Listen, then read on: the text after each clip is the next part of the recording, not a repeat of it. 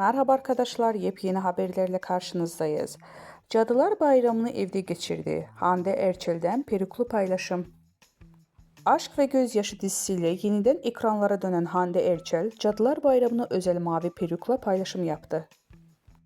Eylül ayının başında iş insanı Hakan Sabancı ile 3 yıllık ilişkilerine nokta koyan Hande Erçel, ayrılığın ardından tüm enerjisini kariyerine yöneltti. Son dönemde hem dizide hem de uluslararası işbirliğinde adından söz ettiren Hande Erçel, bu kez evinde yaptığı renkli paylaşımla gündeme geldi. İşte o görüntüleri sizlere sunuyoruz.